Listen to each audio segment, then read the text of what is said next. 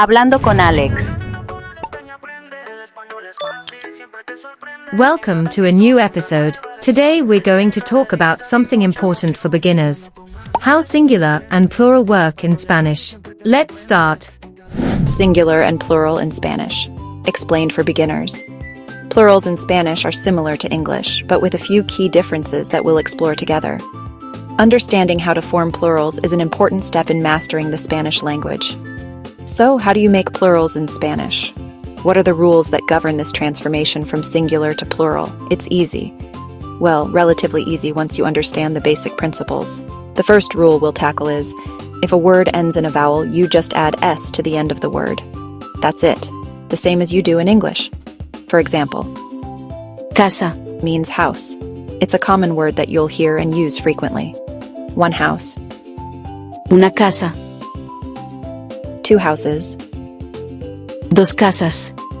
See how we simply added an s to casa to make it plural. Casa. Casas. But what if the word ends in a consonant? This is where things get a little bit different, but don't worry, it's not that difficult. The only thing you have to do is add es to the end of the word. Instead of adding s, Animal. which means animal, ends with the consonant l, so we'll need to apply the second rule. One animal. Un animal.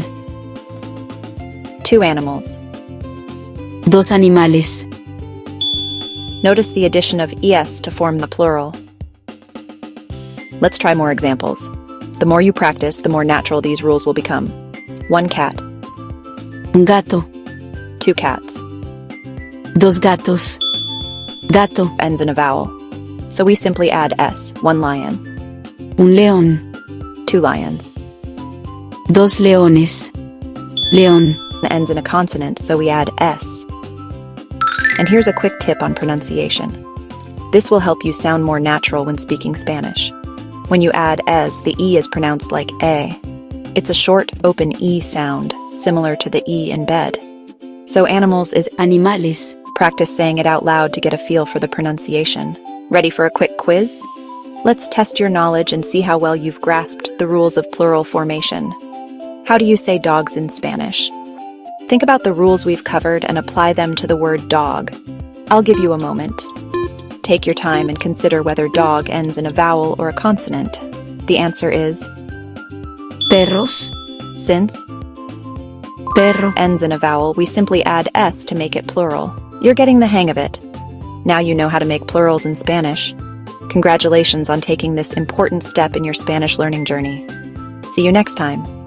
Keep up the great work, and I look forward to exploring more Spanish grammar with you soon.